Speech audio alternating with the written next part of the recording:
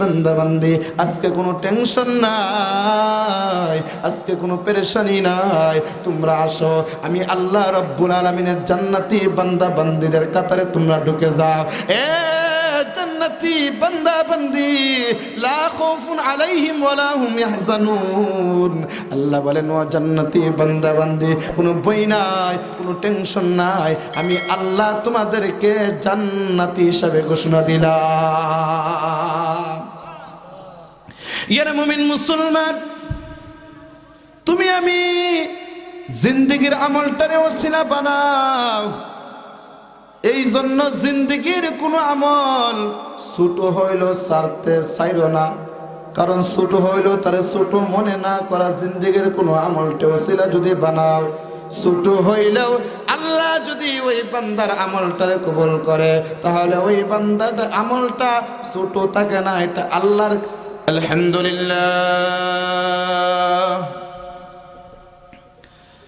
আলহামদুলিল্লাহ নাহমাদুহু ওয়া নাস্তাঈনুহু ওয়া নাস্তাগফিরুহু ওয়া নু'মিনু বিহি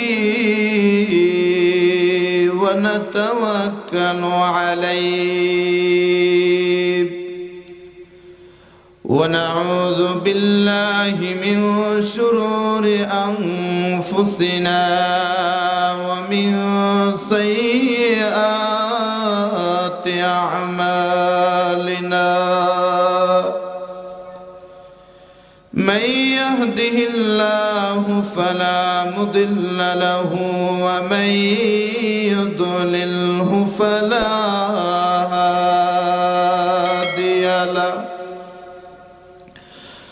ونشهد أن لا إله إلا الله وحده لا شريك له ونشهد أن سيدنا وسندنا وحبيبنا ومولانا محمدا عبده ورسوله الذي أرسل إلى الناس كافة بشيرا ونذيرا وداعيا إلى الله بإذنه وسراجا وقمرا منيرا. أما بعد فقد قال الله تعالى في كلامه المجيد وفي فرقانه الحميد.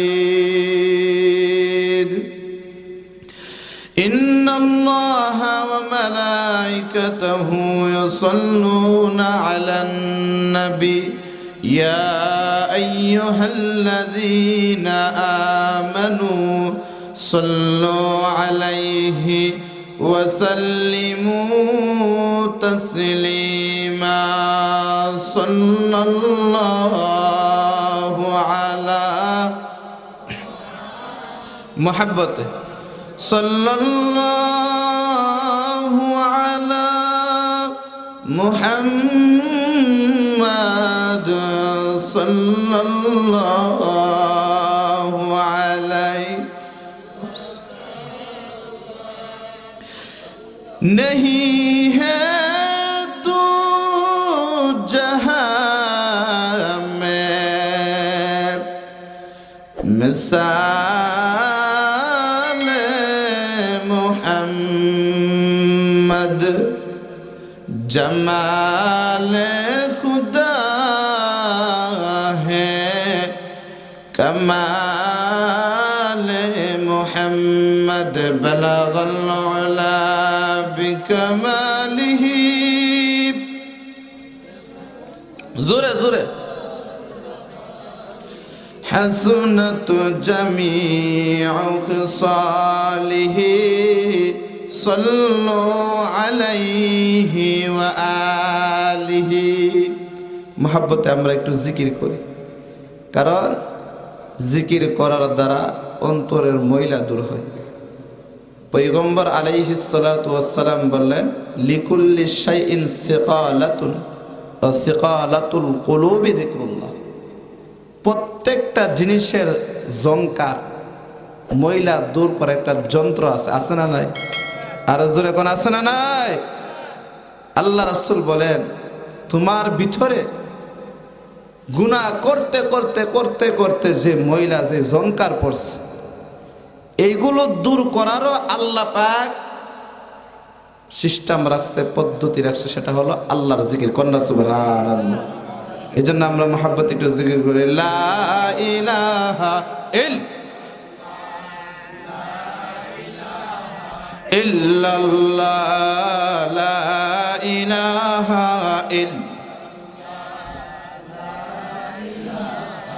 ইল্লাল্লাহ, জোরে জোরে লা ইলাহা ইল্লাল্লাহ, লা ইলাহা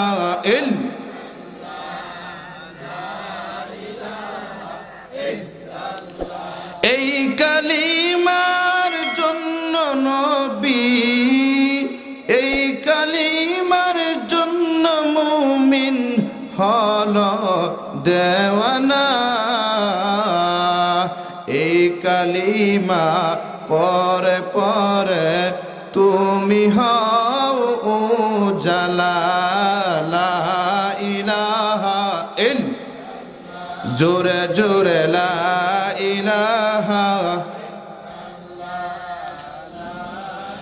লা ইলাহা ইল্লাল্লাহ মুহাম্মাদুর রাসূলুল্লাহ সাল্লাল্লাহু আলাইহি ওয়াসাল্লাম।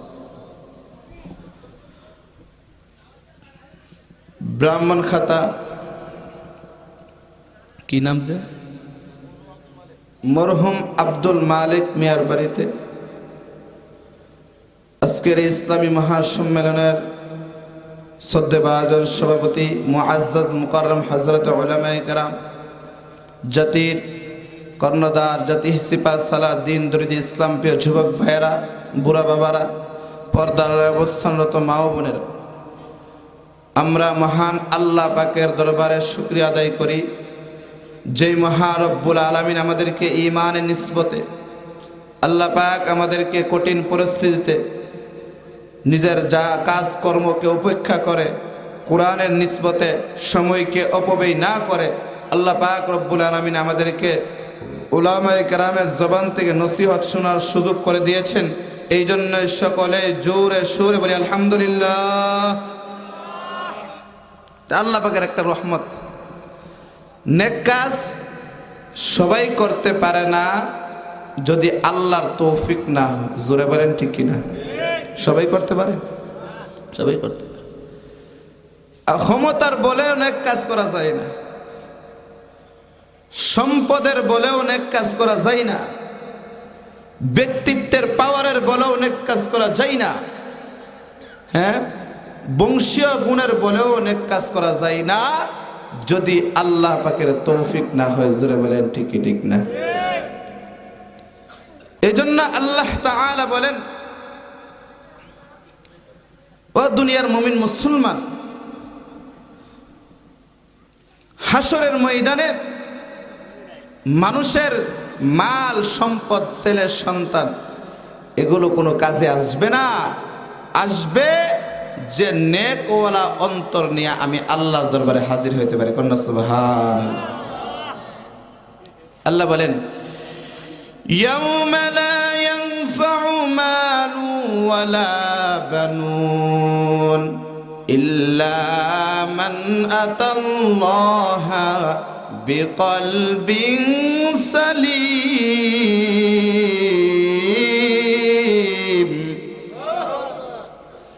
আল্লাহ বলেন, ও দুনিয়ার মুমিন মুসলমান, হাসরের ময়দানে এমন ভয়ঙ্কর পরিস্থিতি হবে, যেই ভয়ঙ্কর পরিস্থিতির দিনে তোমার মাল সম্পদ ছেড়ে সন্তান কোনো কাজে আসবে না। কিন্তু দুনিয়ার জগতে তুমি যে মাহফিলের বসে কোরআন হাদিসের আলোচনা শুনছো, একটা আলোচনা শুনে তুমি যে জিন্দেগি পরিবর্তন করে ফেলেছো, আল্লাহ বলবেন ওই দিন তোমার একটা নেক আমল আমি আল্লাহর দরবারে এমন পছন্দ হয়েছে, এই নেক আমলের উসিলায় আমি আল্লাহ তোমার সব জিন্দেগির গুনাহ মাফ করে দিলাম। ইয়ারে মুমিন মুসলমান, জিন্দেগিটারে নেক আমল দিয়া সাজাও। জিন্দেগিটারে যদি তুমি আমি নেক আমল দিয়া সাজাইতে পারি, আমলে সালেহ করতে পারি, দুনিয়ার জিন্দেগিটা কত কিছু দিয়া সাজাইলাম। ঘর সুন্দর করে বাড়ি সাজাইলাম, ফসল করে জমিন সাজাইলাম, ছেলেকে বিদেশে পাঠাইয়া টাকার পাহাড় বানাইলাম। তুমি আমি কাপড় পরে শরীরটারে সাজাইলাম, কিন্তু তোমার আমার মৃত্যুর পরে যে কবরটা আছে, আখিরাতটা আছে, এই আখিরাতের জন্য তুমি কি প্রস্তুতি করছো? কবরটারে কি সাজাইছো?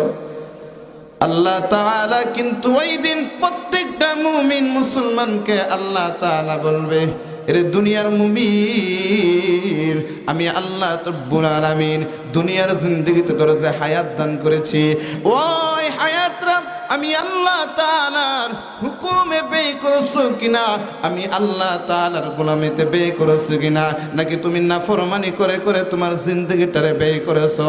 আল্লাহ পাকের দরবারে আল্লাহর নবী বলেন, এই আমলের হিসাব না দেওয়ার আগ পর্যন্ত তার পাও তার জায়গা থেকে উঠাইতে পারবে না। এই জন্য আপনার আমার কর্তব্য কি?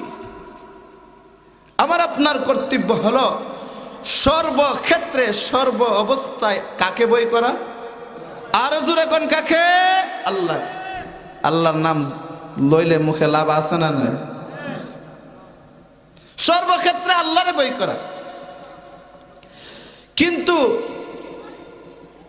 আমি আপনি যে অবস্থা, দুনিয়ার মানুষে বই করি, পুলিশের বই করি, এমপিরে বই করি, চেয়ারম্যানরে বই করি, সুরেরে বই করি, ডাকাতরে বই করি, কিন্তু আমি আপনি আল্লাহ পাককে ততটুকু বই করি না। জোরে বলেন ঠিক ঠিক না? সুরের বইয়ে ঘরের মধ্যে মালটার হেফাজত করে রাখে, সুরে যেমন না জানে। ডাকাতের বইয়ে রাস্তায় একা চলে না, রাত্রে 2টা বাজে মাল নিয়ে। এমপির বইয়ে, চেয়ারম্যানের বইয়ে সামনাসামনি দাপট দেখায় কথা বলে না, কারণ চেয়ারম্যান খবর আছে। তো দুনিয়ার চেয়ারম্যানকে তুমি আমি বই করি, ডাকাতকে বই করি, চোরকে বই করি, কিন্তু যে আল্লাহ তাআলা আসমান জমিনের রব, সে আল্লাহরে ততটুক বান্দা বই করে না। জোরে বলেন ঠিক ঠিক না? তো আমাদের অবস্থা হবে না। এই জন্য আল্লাহ তাআলা কুরআনুল কারীম আল্লাহ বলেন, ইয়া আইয়ুহাল্লাযীনা আমানুত্তাকুল্লাহ ওয়াবতাগু ইলাইহিল ওয়াসিলা ওয়াজাহিদু ফিল্লাহি হাক্কা জিহাদ।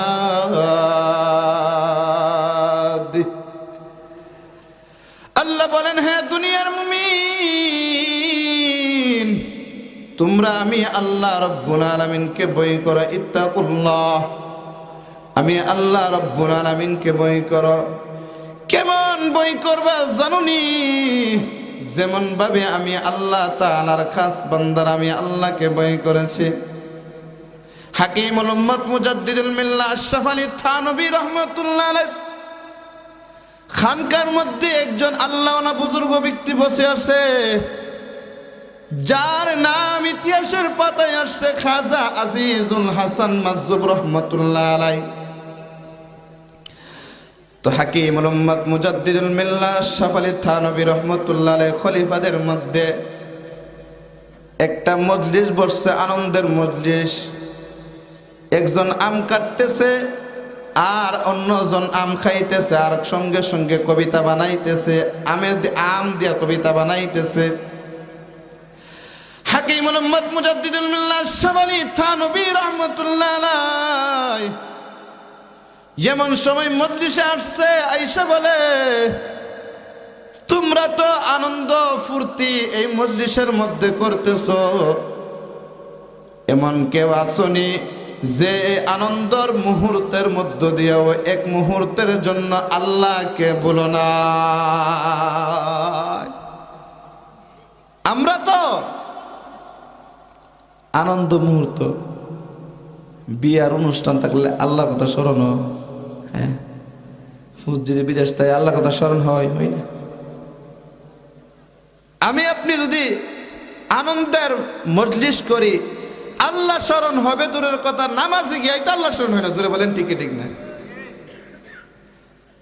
আর ওই সমস্ত মুত্তাকিরা আল্লাহওয়ালারা তারা হাসি তামাশার মজলিসের মধ্যে আল্লাহকে মুহূর্তের মধ্যে বলে না। কন্যা সুবহানাল্লাহ। আশরাফ আলী থানভী রহমাতুল্লাহ আলাইহি বলেন, এই এমন কেউ আছো কি যে এই আনন্দর মুহূর্তের মধ্য দিয়েও এক মুহূর্তের জন্য আল্লাহর বলেও নাই?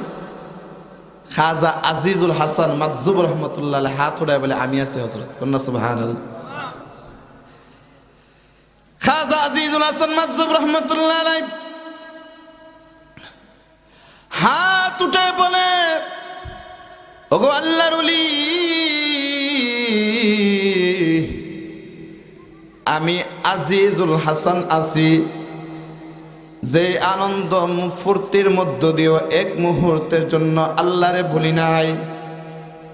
আমি আজিজুল হাসান আম দিয়ে কবিতা বানাই, কিন্তু আমি আজিজুল হাসান এক মুহূর্তের জন্য আল্লাহরে ভুলি নাই।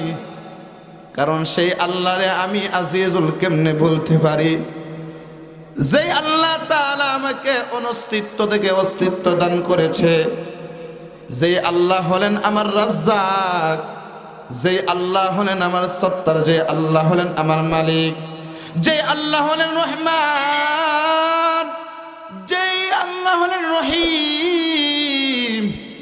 এমন মুহূর্তে এমন আল্লাহকে আমি আজিজুল কেমনে বলতে পারি? না না, আমি আজিজুল এমন আল্লাহকে এক মুহূর্তের জন্য বলতে পারবো না।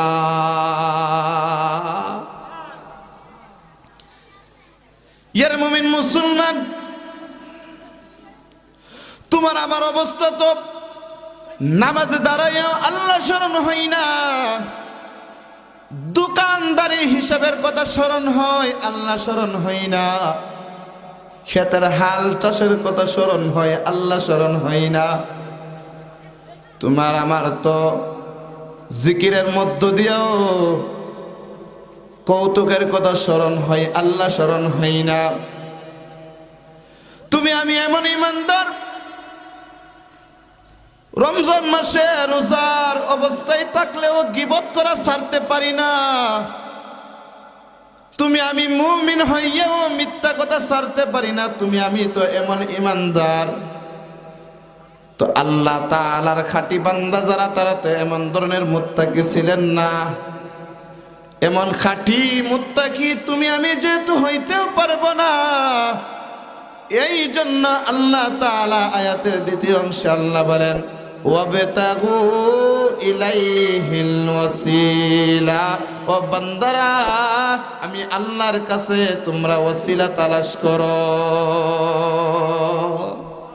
আল্লাহ বলেন, বান্দা বোঝার চেষ্টা করেন, আমি আপনি তো সেই রকম মুত্তাকি হতে পারবো না যেমন আল্লাহ পাকের খাঁটি বান্দারা মুত্তাকি হইছে, এমন হইতে পারবো?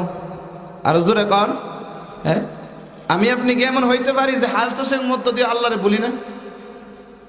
এমন এমন এমন মুত্তাকি তো আমি আপনি হইতে পারবো না। তাহলে আমার আপনার অবস্থাটা কি হবে? এমন মুত্তাকি তো তারা ছিল যারা হাদিস লিখতে গিয়ে খানা খাওয়ার সময় পাই না, কোন সুবহানাল্লাহ। ভিখারির বেশে হাদিস অর্জন করছে, হাদিস সংগ্রহ করছে, ফকির সাজে, ভিখারির সেজে, কিন্তু তারপরও নবীর একটা হাদিস জিন্দেগির থেকে ছাড়তে রাজি না। তো সময়ের কত কদর করছে, সময় এটারে কত দাম দিছে। আপনার আমার হালত কি? জিন্দগির সামনে মূল্যবান সময় যাইতেছে, ষষ্ঠর বৈশা নাচানাচি দেখা, কৌতুক দেখা, স্টার জলসা দেখা, কিরণমালা দেখা সময় ব্যয় করি, কিন্তু কোরআনের মজলিসে বৈশা আমি আমার জিন্দগির দামি সময়টারে ব্যয় করতে পারি না। জোরে বলেন ঠিক কিনা? ঠিক। কেমন মুসলমান যদি বলে, মনে করেন আপনারে কইছে একজন বুজুর্গ কইছে, আল্লাহ যার কথা আপনি বিশ্বাস করেন দুনিয়া উলট পুলট হইতে পারে, তার কথা মিথ্যা হইতে পারে। এ বুজুর্গ আয়া কইল, কিরে আমি তো এলহামের মাধ্যমে জানছি তোর বয়স আসিল 60 বছর, আল্লাহ পাক তোর বয়স 60 বছর থেকে 5 বছর কমাই দিছে, এখন তোর বয়স হলো 55 বছর। আমনে আমি কি করুম? আফসুস করতে করতে করতে করতে ওই রাত্রের ঘুম আমার আপনার জন্য হারাম হয়ে যাবে। জোরে বলেন ঠিক কি ঠিক না? 5 বছর আল্লাহ আমার হায়াত কমাই দিছে, আল্লাহ রে 5 বছর আমার হায়াত কমাই দিছে। কিন্তু এই 5 বছর হায়াত কমাই দিলে যেরকম আফসুস হয়, ও যুবক, ও মুরব্বী বাবারা, ষষ্ঠল বৈশা মোবাইলে ফেসবুক ব্যবহার করে, ইউটিউব ব্যবহার করে, ফিল্ম দেখে তোমার আমার যে ঘন্টার ঘন্টা সময় ব্যয় হইতেছে, জিন্দিগির সময় শেষ সময়ে তুমি হিসাব করে দেখবা যে তোমার 15-10 বছরের যে হায়াতের সময় এগুলো এমনি ব্যবহার হয়েছে, অযথা ব্যবহার হয়েছে, ফিল্ম দেখতে ব্যবহার হয়েছে, কৌতুক দেখতে দেখতে ব্যবহার হয়েছে, ষষ্ঠল বৈশাখ গল্প করতে করতে ব্যবহার হয়েছে, কিন্তু সেই সময়ের জন্য তোমার আবার কোনো আশ্বাস নাই। জোরে বলেন ঠিক ঠিক না? তাহলে তুমি আমি তো সেই রকম মুত্তাকি হইতে পারবো না যারা প্রত্যেকটা কদমে কদমে সময়ের হেফাজত করছে। তাহলে আল্লাহ বলেন, তাহলে কি তোমার আমার জন্য কোনো নাজাতের ব্যবস্থা নাই? আল্লাহ বলেন, বান্দা আছে। আজকে দেখো এই বাড়িতে এত সুন্দর পরিবেশের মাহফিলের আয়োজন করছে, তুমি আমি যদি এই মাহফিলের মধ্যে আসি, হতে পারে এই মাহফিলটাই কাল কিয়ামতের দিন আমার আপনার জন্য নাজাতের ওসিলা হতে পারে। জোরে বলেন ঠিক ঠিক না? আরে আল্লাহ ইচ্ছা করলে নাজাতের ওসিলা বানাইতে পারে না? এই জন্য আল্লাহ তাআলা বলেন, ওয়াবতাগু ইলাইহিল ওসিলা।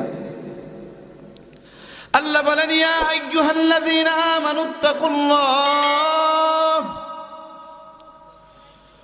ওয়াবতাগু ইলাইহিল ওসিলা। আল্লাহ বলেন, ও দুনিয়ার বান্দা বান্দি, তোমরা তো সেই জাতের মুত্তাকি যদি হতে নাও পারো, তাহলে কোনো টেনশন নাই। আমি আল্লাহ রাব্বুল আলামিনের কাছে জিন্দেগির কোনো আমলকে ওসিলা বানাও। আল্লাহ বলেন, বান্দা তোমার জিন্দেগির কোনো আমল যদি আমি আল্লাহ রাব্বুল আলামিনের কাছে ওসিলা হিসেবে পেশ করো, আর আমি আল্লাহ যদি তোমার আমলটারে কবুল করে নেই, ও বান্দা এই আমলের ওসিলায় আমি আল্লাহ তোমার নাজাতের ব্যবস্থা করে দিতে পারবো।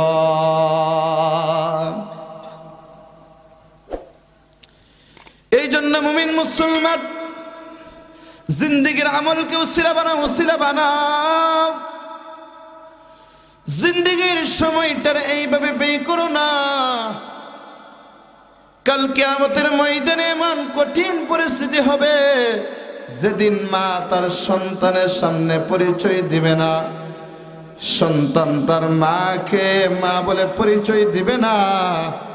কিন্তু ওই কঠিন দিনে তোমার আমার জন্য জিন্দেগির নাজাতের জন্য যে আমলটা আল্লাহ ওসিলা বানাইছে, ওই আমলটাকে আল্লাহ পয়েন্ট বানাইয়া আল্লাহ তাআলা তোমাকে আমাকেও জান্নাতের মেহমান বানায়া দিতে পারে। চিস্তে দুনিয়া আজ খুদা গাফিল বুদান না কামারশ নুকুরায়ে ফরজন্দগান नाक़मा रोशन कुराए फरजंदजान अरे आकल न हूँ गाफिल तुझे दुनिया से जाना कि जन्नत या जहन्नम को अपना ठिकाना बनाना कि जन्नत या जहन्नम को अपना ठिकाना बनाना ये मुमिन मुसलमान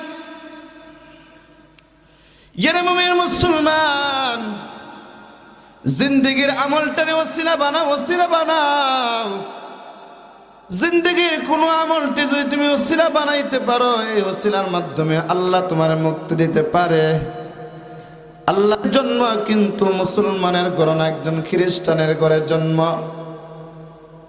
মারুফ কারকি রহমাতুল্লাহ আলাইহি যখন জন্মগ্রহণ করেছে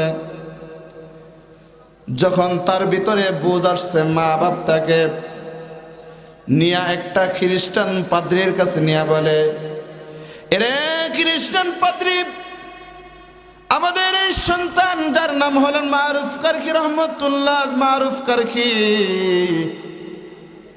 আমাদের এই সন্তান মারুফ কারকির একটা তরতাজা মৌলবী বানাও এই নিয়তে মা বাপ তাকে খ্রিস্টান পাদ্রীর কাছে নিয়ে গেছে কি বানানোর জন্য খ্রিস্টান মৌলবী বানানোর জন্য কি বানানোর জন্য বুঝতেছেন তো কথা কি বানানোর জন্য খ্রিস্টান মৌলবী বানানোর জন্য মারুফ কারকিরে মা বাপ নিয়ে দিছে পাদ্রীর কাছে নিয়ে বলে পাদ্রী আমাদের সন্তান মারুফ কারকিরে খ্রিস্টান আলেম বানাইবে এখন খ্রিস্টানটা তো তারা কি আমাদের আল্লাহকে মানে না তারা তো তিনজনের খোদা মানে জোরে বলেন কয়জন রে আরো জোরে কয়জন রে খোদা মানে তিনজন রে খোদা মানে পাদ্রীর কাছে নেওয়ার পরে পাদ্রী মারুফ কারকিরে সবক শিখা তালিম দে বলো আল্লাহ আল্লাহ রূহুল্লাহ ইবনুল্লাহ কি শিখায় আল্লাহ আল্লাহ রূহুল্লাহ ইবনুল্লাহ আল্লাহ একজন রূহুল্লাহ জিব্রাইল আলাইহিস সালামের খোদা মানে আবার ইবনুল্লাহ ঈসা আলাইহিস সালাতু ওয়াস সালামের খোদা মানে খ্রিস্টানরা তিনজনের খোদা মানে এরকম তালিম দিতেছে তো আল্লাহ পাকের কি কুদরত আল্লাহর কুদরত বুঝার ক্ষমতা দুনিয়ার কারো আছে নাই খ্রিস্টান পাদ্রী তালিম দে বলো আল্লাহ আল্লাহ রূহুল্লাহ ইবনুল্লাহ কিন্তু আল্লাহর ওলি মারুফ কারকির জবান দিয়া শুধু আল্লাহ শব্দ বাইরে হয় রূহুল্লাহ ইবনুল্লাহ শব্দ বাইরে হয় না জোরে জোরে বলে সুবহানাল্লাহ কারণ হেদায়েত কার কাছে আর জোরে কোন হেদায়েত কার কাছে ইন্নাকা লা তাহদি মান আহবাবতা ওয়ালাকিন্নাল্লাহ ইয়াহদি মান ইয়াশা আল্লাহ রাব্বুল আলামিন আবু তালেব রাসূলের অনেক আদরের চাচা আবু তালেবের মৃত্যুর সময় হয়ে গেছে আল্লাহর নবী আবু তালেবের কাছে গিয়া বলে আবু তালেব মৃত্যু শয্যায় শায়িত গিয়া বলে ওগো চাচা আপনি আমার জন্য জিন্দেগিতে অনেক ত্যাগ স্বীকার করেছেন অনেক কষ্ট করেছেন আমি মুহাম্মদ চাই না শেষ জীবনে আপনি জাহান্নামী হয়ে কবরে যান আবু তালেবের কাছে আল্লাহর নবী গিয়া বলে ওগো নবীজি ওগো আবু চাচা আপনি কালিমাটা পড়ে নেন আবু তালেব এর পাশে এক পাশে আল্লাহর নবী দাঁড়ানো আর এক পাশে মক্কার বড় বড় লিডাররা দাঁড়ানো আবু তালেব একবার নবীর চেহারার দিকে তাকায় আরেকবার মক্কার বড় বড় লিডারদের চেহারার দিকে তাকায় মক্কার লিডাররা বলে আবু তালেব শেষ জীবনও কি ধর্মের মধ্যে চুন কালায় লাগাইয়া কবরে যাবি আবু তালেব বলে আমি আমার পূর্বের ধর্মের উপরেই মৃত্যুবরণ করলাম নবীর কথা মানে নাই আল্লাহ তাআলা জিব্রাইল আলাইহিস সালাতু ওয়াস সালামকে দিয়া আল্লাহ আয়াত নাজিল করে বিশ্ব নবীর কাছে পাঠিয়ে দিয়েছে আল্লাহ তাআলা বলে ওগো নবীজি আমি আল্লাহ যার কপালে হেদায়েত রাখি নাই, আপনি ইচ্ছা করলে মোহাব্বত করলে তারে আপনি হেদায়েত দিতে পারবেন না, কারণ হেদায়েতের চাবিকাঠি হলেও একমাত্র আমি আল্লাহর কাছে। জোরে বলেন সুবহানাল্লাহ। হেদায়েতের চাবি কার কাছে? আর জোরে বলেন কার কাছে? আল্লাহর কাছে। আল্লাহ যদি হেদায়েত না চায়, যতই আলেম ওলামারা বুঝাক, হুজুররা যতই বুঝাক, নামাজ পড়তে হয়তো না। জোরে বলেন ঠিক না?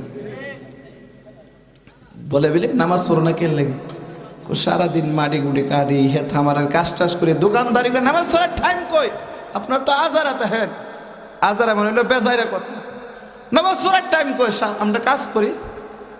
এরপরও দেখবেন যে বেটা সারাদিন মাটি কাটে, বিকালবেলা গিয়া দেখবেন শাস্টলে বৈশা সাহা আমরা শক্তি বাইর করে বিডিআইতে বাউল গানের নাচ দেখে। জোরে বলেন ঠিক না? বাউল গানের নাচ দেখার সময় পাও তুমি, মসজিদে যায়া আল্লাহর কুদরতি কদমে সেজদা দেওয়ার সময় পাও না। বলো টাইম কই? আল্লাহ দিব।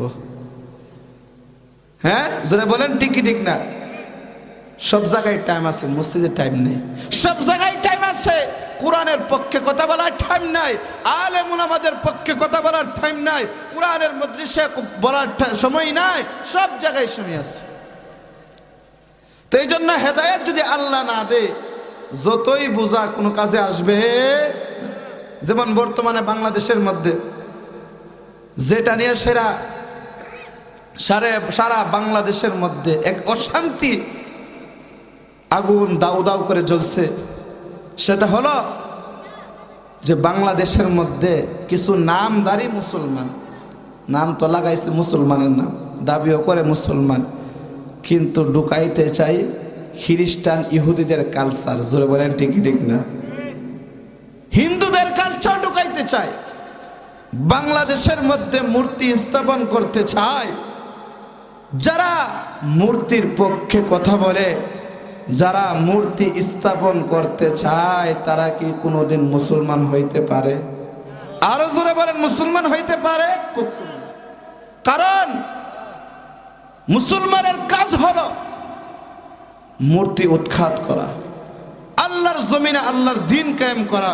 সুতরাং কোন প্রকৃত মুসলমান মূর্তির পক্ষে কথা বলতে পারে না। যারা মূর্তির পক্ষে কথা বলে তারা মুসলমান নয়। জোরে বলেন ঠিক না? এই দেশ মুসলমানের দেশ। এই দেশে হিন্দুয়ানি কোনো কালচার চলতে পারে না। এই দেশে খ্রিস্টানদের কোনো কালচার চলতে পারে না। এই দেশের মধ্যে ইহুদিদের কোনো কালচার এজেন্ট চলতে পারে না। কারণ এই দেশ মুসলমানদের দেশ। এই দেশ স্বাধীনের পিছনে মুসলমানদের অবদান আছে, মুসলমান রক্ত দিয়েছে। সুতরাং মুসলমানের রক্তের উপর দিয়া ইহুদিদের কালচার বাস্তবায়ন হবে, হিন্দুদের কালচার বাস্তবায়ন হবে, খ্রিস্টানদের কালচার বাস্তবায়ন হবে। একজন প্রকৃত মুসলমান এই জমিনে থাকার আগ পর্যন্ত তা বাস্তবায়ন হতে পারে না। জোরে বলেন ঠিক না? মুমিন মুসলমান এগুলো তো ইন্ডিয়ার মারাউনদের কাজ। ইমান বিক্রি করতে আমরা রাজি নাই। জোরে বলেন ঠিক আছে ইনশাআল্লাহ? আরো জোরে বলেন ইনশাআল্লাহ? নিজের জান যাইতে পারে, ইমান ছাড়তে রাজি নাই। কারণ কোনটা না হলো এগুলো ইমানটা লয়ে গেল কমপক্ষে। আল্লাহ এই 10টা দুনিয়ার সমান একটা সকলকে আল্লাহ জান্নাত দিবে। কন্যা সুবহানাল্লাহ। তো ইমানের দাম আছে না নাই? বেঈমান হলে ইন্ডিয়ার কোনো কালচার আমাদের দেশে চলতে পারে না। কেন? যে মনে করেন কলকাতাতে, ইন্ডিয়াতে কলকাতাতে আপনি চিন্তা করেন, একটা বিষয় খেয়াল করেন তো। আমি তো ইন্ডিয়াতে গেছি, একজন হুজুর সে যাবে হোটেলের মধ্যে, ইন্ডিয়ার এক হোটেলে নাস্তা করার জন্য। তার তো আরে তো কিছু খেয়াল নাই, যে মাত্র হোটেলে ঢুকছে গিয়া বলে ভাই কি কি আছে? বলে এরকম এরকম আছে। ভাই গরু গোশত আছে না? তো পাশের একজন ইশারা দিয়ে বলে আই ভাই গরু গোশত। বলে এরা তো হিন্দুদের হোটেল, গরুর তো এরা মা মনে করে। তাহলে গরুর গোশত হিন্দুর হোটেলে থাকবে কেমনে করে? তো তাই নাকি? শুধু তাই নয়, এই কলকাতাতে প্রতিদিন 10,000 গরুর পেশাব বিক্রি হয়। হুজুরে বলেন নাউজুবিল্লাহ। প্রতিদিন কয় হাজার গরুর পেশাব বিক্রি হয়? 10,000। দাম কত দেখেন, গরুর 1 লিটার গরুর পেশাবের দাম 70 টাকা, আর 1 লিটার দুধের দাম হলো 35 টাকা। জোরে বলেন। 1 লিটার পেশাবের দাম কয় টাকা? 70 টাকা। আর 1 লিটার দুধের দাম কয় টাকা? 35 টাকা। দুধের চাইতে পেশাবের দাম বেশি। সুতরাং যার কাছে দুধের চাইতে পেশাবের দাম বেশি, সে কোনোদিন পাগল ছাড়া ভালো মস্তিষ্কের মানুষ হইতে পারে না। জোরে বলেন ঠিক ঠিক না? চিন্তা করে দেখেন, আল্লাহ পাকের একটা হেকমত আছে। হেকমতটা কি? আল্লাহ পাকের কাছে সবচেয়ে বড় ঘৃণিত অপরাধ হলো শিরিক করা। জোরে বলেন কি? আরো জোরে বলেন, কি করা? শিরিক করা। তো যারা শিরিক করে, আল্লাহ আমার লোকে শিরিক করস, তোরা সে গরুর সেনা হাওয়ায় মারুম, দুধ হাওয়ায় আর মারতাম না। সুবহানাল্লাহ। তো এই জন্য ইমানের দাম অনেক বেশি। ইমান, আমাদের ইমান চুর। এই বাংলাদেশের রাজধানী ঢাকা বৈশা শহরের যারা আছে, আমরা গ্রামের মানুষ যারা দিন সম্পর্কে বুঝি না, তারা ওই সমস্ত মানুষদেরকে ধোঁকা দিয়ে মানুষগুলোর ইমানকে বিক্রি করতেছে, ইমান হরণ করে নিয়ে যাচ্ছে। ও মুসলমান, ইমান ইমান ছাড়তে আমরা রাজি না। জীবন যাইতে পারে, দুনিয়ার সব কিছু উলটপালট হইতে পারে, মুহূর্তের জন্য ইমান হারা হইতে রাজি আছে না? জোরে বলেন ঠিক কি ঠিক না? এই জন্য ইমানের দাম অনেক। তো মারুফ কারখি রহমতুল্লাহ যে ঘটনা বলতেছিলাম, হেদায়েত কার কাছে? আর জোরে কোন কার কাছে? আল্লাহ তাআলার কাছে। আল্লাহ তাআলা মারুফ কারখিরে হেদায়েত দিবে, এটা আল্লাহ পাকের একটা তামান্না, আল্লাহ পাকের একটা রহমত। তো মারুফ কারখি জবান দিয়ে শুধু আল্লাহ শব্দ বাইর হয়। খ্রিস্টান পাদ্রী রাগ হইয়া বাইট নিয়ে গেছে, নিয়া বলে, হে কি সন্তান, কি ছেলে পাঠাইছো? তো আমরা খ্রিস্টান মৌলবী বানাইতাম, আলেম বানাইতাম, যার মুখ দিয়া ধর্মের মূল কতই মুখ দিয়ে আয় না, হে খ্রিস্টান মৌলবী কেমন হইব? হের মুখ দিয়ে আল্লাহ আল্লাহ শব্দ বাইরে কন্যা। সুবহানাল্লাহ। তো মারুফ কারখি রহমতুল্লাহ আলাইহির মা বাপ রাগ কইরা মারুফ কারখিরে বাড়ির থেকে বাড়ি করে দিছে। মারুফ কারখি রহমতুল্লাহ আলাইহি বলে, আমি ঘর থেকে বাড়ি ছাড়তে পারি, ঘর ছাড়তে পারি, মা বাপ ছাড়তে পারি, গোষ্ঠী ছাড়তে পারি, কিন্তু এক মুহূর্তের জন্য আমি আমার ইমানটা ছাড়তে পারি না। কারণ আল্লাহ পাকের নূর, আল্লাহ তাআলার পরিচয় আমি পেয়ে গেছি। সুতরাং আর আমি মারুফ কারখি কোনোদিন এক মুহূর্তের জন্য ইমান হারা হইতে রাজি না। মারুফ কারখি রহমতুল্লাহ আলাইহি ঘর থেকে বের হয়ে গেছে। আল্লাহ পাক রব্বুল আলামিন মারুফ কারখির উপর রহমতের দৃষ্টি দিছে। মারুফ কারখি রহমতুল্লাহ আলাইহি আল্লাহর রহমতে আল্লাহর খাঁটি বান্দা হয়ে গেছে। মারুফ কারখি রহমতুল্লাহ আলাইহি, মারুফ কারখির মা মনে মনে একদিন ঘরে বৈশা কাঁদতেছে, আয় আল্লাহ, কলিজার টুকরা একটা সন্তান দিছিলা, ওই সন্তানটা আজকে বাড়ির থেকে বের হয়ে গেছে, অনেক দিন হইল, কিন্তু সন্তানটার একটা নজর দেখা পাই না। রব্বুল আলামিন, আয় আল্লাহ, আমার এই সন্তানটারে যদি বাড়িতে আবার ফিরাইয়া দাও, তাহলে আমি তার ধর্ম পালন করতে বাধা দিব না। আল্লাহ রব্বুল আলামিন মারুফ কারখি রহমতুল্লাহ আলাইহির অন্তরে ইলহাম দিয়ে দিছে, ও মারুফ কারখি, যাও যাও, আর জংলাই করতে হবে না, যাও যাও, বাড়িতে যাও। মারুফ কারখি রহমতুল্লাহ আলাইহি বাড়িতে গেছে। বাড়িতে যাওয়ার পর মা দরজা খুইলা মারুফ কারখিরে দেখা মার কলিজাটা ঠান্ডা হয়ে গেছে। মা বলে, বেটা, অনেক দিন হয়ে গেল, অনেক বছর হয়ে গেল, তোমার চেহারাটা দেখি না, আয় আয় ঘরে আয়, আমি তুই আমার বুকে আয়। মারুফ কারখি বলে, মা না, তোমার সাথে আমি থাকতে পারি না, কিন্তু মা হিসাবে আমার অন্তরে তোমার মহাব্বত আছে, কিন্তু আমি তোমার সাথে থাকতে পারি না। কারণটা কি?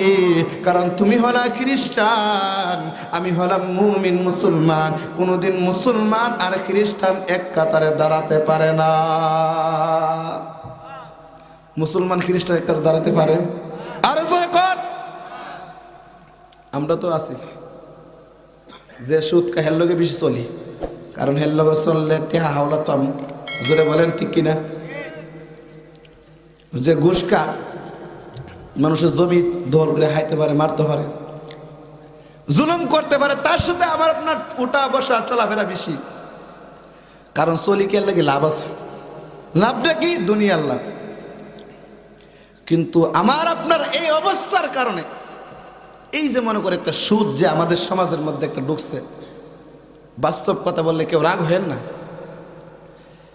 এটা আমাদের জন্য, আমাদের জিন্দিগির আমলকে বরবাদ করার জন্য এই যে সুদ একটা বদ আমল, এই আমাদের জিন্দিগির নামাজ, রোজা, কোরআন তেলাওয়াত, জিকির, আজকাল সবগুলি ধুয়ে মুছে ক্লিয়ার করে দিচ্ছে, সব আমল বরবাদ হয়ে যাচ্ছে। এই একটা ভাইরাস আমাদের ঘরে ঘরে ঢোকার কারণে। জোরে বলেন ঠিক ঠিক না? আজকে মুসলমান দোয়া করে কবুল হয় না। আর আগেকার আকাবির বুজুর্গরা শুধু দিলে তামান্না করছে, আল্লাহ আমার এই কাজ যদি হয়ে তো হয়ে গেছে। তোমার আমার জবান কেমনে দোয়া কবুল হইবে? সুদ খায় তো জবানটারে বানাইছো নাফাক, শুধু টিহা আতেদার দইরা সামনা মোটা বানাইছো, দোয়া কেমনে কবুল? গোসর টিহা হাত লইতে লইতে তোমার এক আঙ্গুল থেকে 1.5 আঙ্গুল হয়ে গেছে, তোমার দোয়া কেমনে কবুল হবে? লম্বা লম্বা সেজদা দাও, কবুল হয় না। অথচ আগেকার বুজুর্গরা সামান্য হাত তুলে দোয়া করছে, আল্লাহ আমার এই ভাষণটা পুরা করে দাও, সঙ্গে সঙ্গে আল্লাহ পাক পুরা করে দিয়েছে। কন্যা সুবহানাল্লাহ। মুমিন মুসলমান, এই জন্য আমার আপনার বুঝতে হবে যে জিনিস আমি আপনি, অনেকে বলে হুজুর কি করুম, সুদ না হলে তো চলতাম, পারি না। পারো না? তোমার কেডা কইছে পারো না? তুমি কি কোনোদিন আল্লাহর কাছে তাহাজ্জুদ নামাজ পড়া, 2 রাকাত তাহাজ্জুদ নামাজ পড়া আল্লাহর কাছে কাইন্দা কইছো, ও আল্লাহ আমি তো সুদ থেকে বাঁচতে চাই, আল্লাহ আমি হারাম খাইতাম চাই না, আল্লাহ ও আমি যে বিপদে পড়ছি, আমারও তো কেউ সুদি ছাড়া টেহা দে না, আল্লাহ আমি বাঁচতাম চাই, তুমি আমার বাঁচাও। কে কোনোদিন কইছো? কই নাই। অথচ তুমি আমি বাঁচার কেমনে চেষ্টা করি? বাঁচার চেষ্টা নাই। যদি বাঁচার চেষ্টা প্রকৃতপক্ষে কোনো মুসলমান করে, অবশ্যই আল্লাহ বাঁচাইবে। জোরে বলেন ঠিক ঠিক না? যেমনি ভাবে আল্লাহ পাক হযরতে ইউনূস আলাইহিস সালাতু ওয়াস সালামকে মাছের পেট থেকে বাঁচাইছে কিনা? আর জোরে বলেন। এত বড় মাছ গিলছে ইউনূস আলাইহিস সালাম, 40 দিন মাছের পেটের ভিতরে ছিল, এরপরও মাছ হজম করতে পারছে। আল্লাহ হেফাজত করলে দুনিয়ার কেউ ধ্বংস করতে পারে না। হযরতে ইব্রাহিম আলাইহিস সালাতু ওয়াস সালাম আগুনে নিক্ষিপ্ত হয়েছে, আল্লাহ পাক হেফাজত করছে, আগুন ইব্রাহিমের সামান্য পশম পর্যন্ত জ্বালাইতে পারে না। জোরে বলেন ঠিক কি ঠিক না? আরে মুমিন মুসলমান, ইব্রাহিমের মতো, ইব্রাহিমের উত্তরসূরি, খাঁটি উত্তরসূরি হও, ইউনূস আলাইহিস সালাতু ওয়াস সালামের খাঁটি উত্তরসূরি হও, মুহাম্মদ আরবি সাল্লাল্লাহু আলাইহি ওয়াসাল্লাম সরকারে দু আলমের খাঁটি উত্তরসূরি হও। খোদার কসম আল্লাহ পাক তোমাকে হেফাজত করবে। জোরে বলেন সুবহানাল্লাহ। যে ঘটনা বলতেছিলাম ইউনূস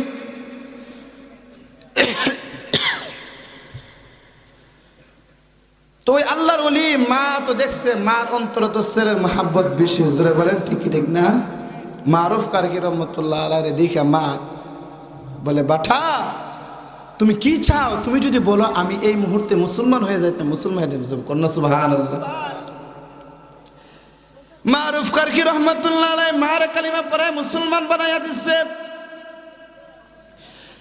ওই আল্লাহর ওলি মারুফ কারকি রহমতুল্লাহ আলাইহি একদিন তার মুরিদদেরকে নিয়ে জঙ্গলার ভিতরে দিয়া চলতেছে।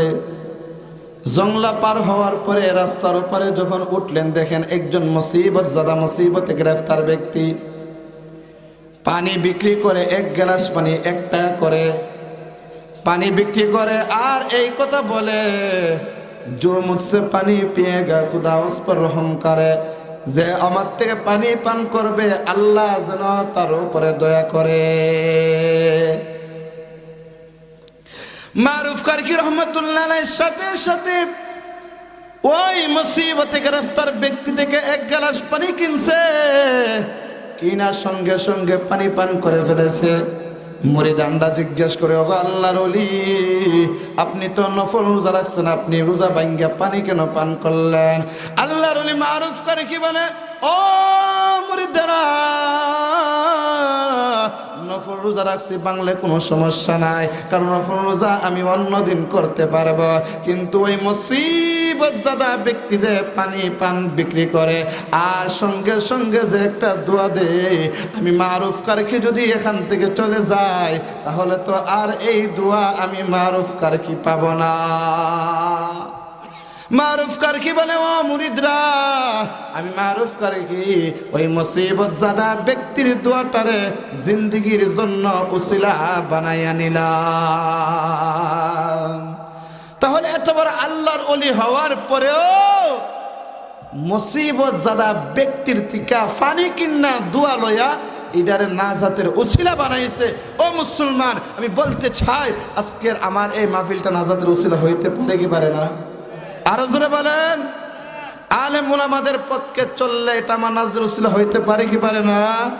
আলেমদের পক্ষে চলতে রাজি আছি তো ইনশাআল্লাহ, কোরআনের পক্ষে চলতে রাজি আছি তো ইনশাআল্লাহ, ইসলামের পক্ষে জীবন বিসর্জন দিতে রাজি আছি তো ইনশাআল্লাহ।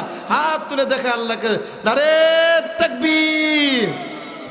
দ্বীন ইসলাম, আল কোরআনের আলো, আল হাদিসের আলো, নারে তাকবীর।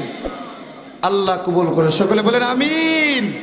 ও মুমিন মুসলমান, তাহলে যারা শাস্ত্রে বয়া টিভি দেখতেছে এরা কি আজকের এই মাহফিলে বয়া নাজাতের উসিলা বানাইতে পারবো? এরা কো আমরা শাস্ত্রে বয়া টিভি দেখতেছি, এটা 2টা লাভ। টিভিও দেখতেছে, ওয়াজ শুনতেছে, হামা আইটটা গিয়া না ওয়াজ শুনতাম কেন লাগি? বুঝেন না কথাটা? টিভিও দেখতেছি, ওয়াজও শুনতেছে, তাহলে আইটটা গিয়া সময় নষ্ট করে ওয়াজের ফ্রেন্ডগুলো বয়া যেতাম কেন লাগি? তো আমি আপনাকে বলতে চাই, ওয়াজের মাহফিলে আসলে যে নূর আর রহমত তুমি পাইবা, শাস্ত্রে বয়া নাচানাচি দীক্ষা এই নূর কোনোদিন পাওয়া সম্ভব হবে না। জোরে বলেন ঠিক ঠিক না?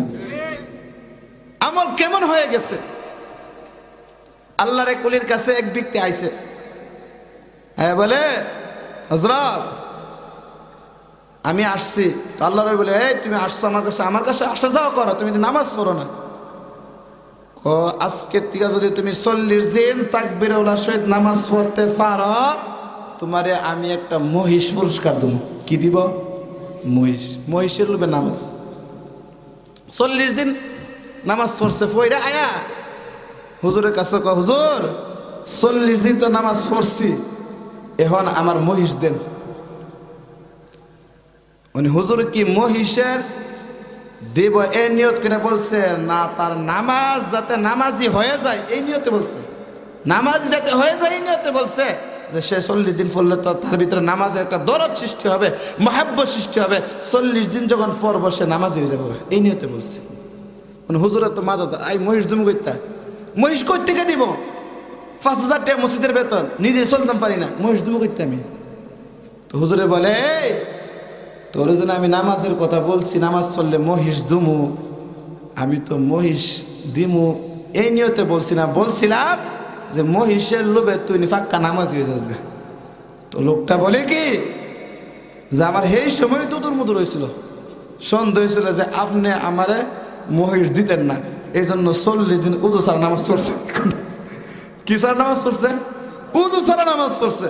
আমি বলতে চাই যারা শাস্ত্রে বয়া টিভি দেখে সিনেমা দেখে বলে না আমি এর থেকে মাহফিলে যাওয়ার দরকার নাই, তো ওই রকম মহিষের লোভে পড়নেওয়ালা নামাজি ব্যক্তি আর শাস্ত্রে বৈশা টিভি দেখনেওয়ালা এই 2 বলদের মধ্যে কোনো পার্থক্য করে? জোরে বলেন ঠিক ঠিক না? তো বলতেছিলাম মুমিন মুসলমান, আল্লাহ তাআলা বলেন ওয়াবতাগু ইলাইহিল ওয়াসিলা, হে বান্দা জিন্দেগির কোনো একটা আমল আমি আল্লাহ তাআলার কাছে ওয়াসিলা হিসাবে পেশ করো, কারণ জিন্দেগিতে তোমার গুনাহ দিয়া জিন্দেগিটা ভরপুর। আমি আল্লাহ তাআলার কাছে ওয়াসিলা হিসাবে পেশ করো বান্দা, ওসিলা হিসাবে তুমি যদি জিন্দেগির কোনো আমল রে পেশ করতে পারো, আমি আল্লাহ যদি তোমার আমল কবুল কইরা নেই, আল্লাহ বলেন বান্দা ওই আমলের বদৌলতে আমি আল্লাহ তাআলা জান্নাতি বান্দাদের কাতারে তোমার নামটা উঠাইয়া নিব। ইয়ারে মুমিন মুসলমান, ওই হাসরের ময়দানে আল্লাহ পাক জান্নাতি বান্দাদেরকে ডেকে ডেকে বলবে, ইয়া আইয়াতুহান নাফসুল মুতমাইন্না, ইয়া আইয়াতুহান নাফসুল মুতমাইন্না ইরজিই ইলা রাব্বিকি রাদিয়াতাম মারদিয়া ফাদখুলি ফি ইবাদি ওয়াদখুলি জান্নাতি। আল্লাহ তাআলা হাসরের ময়দানে আল্লাহ পাক রব্বুল আলামিন নফসে মুতমাইন্না জান্নাতি বান্দা বান্দীদেরকে আল্লাহ তাআলা ডেকে বলবে, ও জান্নাতি বান্দা বান্দী, আজকে কোনো টেনশন নাই, আজকে কোনো পেরেশানি নাই, তোমরা আসো, আমি আল্লাহ রব্বুল আলামিনের জান্নাতি বান্দা বান্দীদের কাতারে তোমরা ঢুকে যাও। এ জান্নাতি বান্দা বান্দি, লা খাউফুন আলাইহিম ওয়ালা হুম ইয়াহজানুন। আল্লাহ বলেন, ও জান্নাতি বান্দা বান্দি, কোনো ভয় নাই, কোনো টেনশন নাই, আমি আল্লাহ তোমাদেরকে জান্নাতি হিসাবে ঘোষণা দিলাম।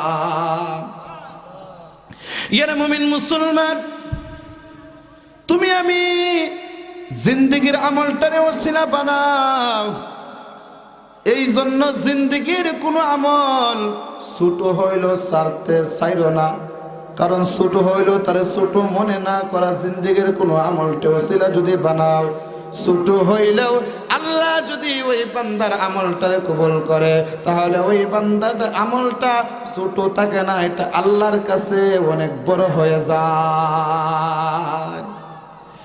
ইয়ারে মুমিন মুসলমান, ওসিনা ধরো, কিতাবের মধ্যে ঘটনা আসছে, আব্দুল্লাহ ইবনে মুবারক রহমাতুল্লাহ আলাইহি জামানার এক মুহাদ্দিসের নাম আব্দুল্লাহ ইবনে মুবারক রহমাতুল্লাহ আলাইহি ইন্তেকালের পরে সমকালীন আরেকজন মুহাদ্দিস আব্দুল্লাহ ইবনে মুবারকের স্বপ্নে যোগে দেখার পর বলে, ওগো আব্দুল্লাহ ইবনে মুবারক, কোন আমলের বিনিময়ে আল্লাহ তোমারে মুক্তি দিয়েছে, আল্লাহ তোমারে কেমন মর্যাদা দিয়েছে? আব্দুল্লাহ ইবনে মুবারক বলে, হে ভাই, আল্লাহ তাআলা আমারে নাজাত দিয়েছে, শুধু নাজাতই আল্লাহ দান করে নাই, আল্লাহ পাক আমাকে মর্যাদাও দান করেছে। তবে আমার বাড়ির পাশে একটা কামার ব্যক্তির বাড়ি আছে, ওই কামার ব্যক্তিকে আল্লাহ তাআলা আমি আব্দুল্লাহ ইবনে মুবারকের চাইতেও বেশি মর্যাদা দান করেছে। জমানার অনেক বড় মুহাদ্দিসের নাম আব্দুল্লাহ ইবনে মুবারক। তো মনে করেন বাংলাদেশের বড় আলেম, আর এই ব্রাহ্মণ হাতার একজন লোক যে দিন আইনা দিন হাত, এখন মৃত্যুর পরে যদি বাংলাদেশের বড় আলেমের চাইতেও মর্যাদা দিন আইনা দিন যে হাত তার বেশি হয়ে যায়, তাহলে এটা আশ্চর্য বিষয় না? আরো জোরে বলেন, আশ্চর্য বিষয় কিনা? তো আরেক বুজুর্গ স্বপ্নে দেখছে, ঘুম থেকে ওইটা তো আশ্চর্য হয়ে গেছে, কিরে আব্দুল্লাহ ইবনে মুবারক এত বড় মুহাদ্দিস, যে সকলের মাথার তাজ, তার চাইতেও নাকি ওই কামারের মর্যাদা বেশি, এটা কেমন করে? আল্লাহর ওলি খোঁজ দিতে লাগলো, তালাশ করতে লাগলো আব্দুল্লাহ ইবনে মুবারকের বাড়ির পাশে কোনো কামার ব্যক্তির বাড়ি আছে কিনা। তালাশ কইরা দেখে ওই আব্দুল্লাহ ইবনে মুবারকের বাড়ির পাশে ঠিক একজন কামার ব্যক্তির বাড়ি আছে। আল্লাহর ওলি ওই কামার ব্যক্তির বাড়িতে চইলা গেছে, গিয়া ঘরের দরজার মধ্যে টুকা দিছে। টুকা দেওয়ার পরে ওই কামার ব্যক্তির মহিলা, ওই ঘরে কামার ব্যক্তির স্ত্রীটা ঘরের দরজা খুলছে। খোলার পরে বলে, কে আসছেন? ওই বুজুর্গ বলে, গত রাত্রে তোমার আব্দুল্লাহ ইবনে মুবারকের স্বপ্নে দেখছি। আব্দুল্লাহ ইবনে মুবারক বলেছে যে তোমার স্বামীকে আল্লাহ তাআলা তার চাইতেও বেশি মর্যাদা দান করেছে।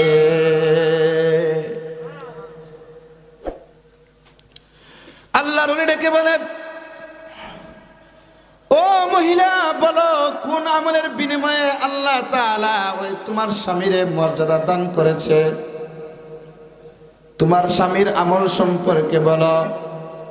কামার ব্যক্তির স্ত্রীটা ডেকে বলে, আমার স্বামীর আমল সম্পর্কে আমি তেমন কোনো জানি না, কারণ আমার স্বামী ছিলেন একজন কামার। সারাদিন লোহা পেটানোর কাজ করতো, আর কোনো কাজকর্ম তার নাই, বিশেষ কোনো আমল তার আমি দেখি না। আল্লাহর ওলি ডেকে বলে, না না, বলো তোমার স্বামীর কোনো বিশেষ কোনো আমল আছে, না হলে এত মর্যাদা আল্লাহ তোমার স্বামীর দিতে পারে না। বিবি বলে, স্বামীর কোনো আমল সম্পর্কে আমার জানা নাই, তবে স্বামীর একটা আমল আমি জানি। আমাদের বাড়ির পাশে আব্দুল্লাহ ইবনে মুবারকের বাড়ি। আব্দুল্লাহ ইবনে মুবারক যখন শেষ রাত্রে তাহাজ্জুদে দাঁড়াইয়া আল্লাহ তাআলার কদমে সিজদা দিত, বাংলে পরে চোখগুলি কসলাইতে কসলাইতে বলতো, আহারে আল্লাহ তাআলা আব্দুল্লাহ ইবনে মুবারককে কত সুযোগ অবসর দিয়েছে, তাহাজ্জুদ নামাজ পড়তে পারে, কিন্তু আমাকে তো আল্লাহ এমন সুযোগ দেই নাই আমি যে তাহাজ্জুদ নামাজ পড়বো, কারণ সারাদিন কাজ কর্ম করে শরীরটা বেবস হয়ে থাকে, রাত্রিবেলা ঘুম বেশি ধরে, আবার না ঘুমাইলে দিনের বেলা কাজ করতে পারবো না। আল্লাহ তাআলা যদি আব্দুল্লাহ ইবনে মুবারকের মতো সময় আল্লাহ আমাকে দান করত, তাহলে আমিও তার মতো সুন্দর ইবাদত করতাম।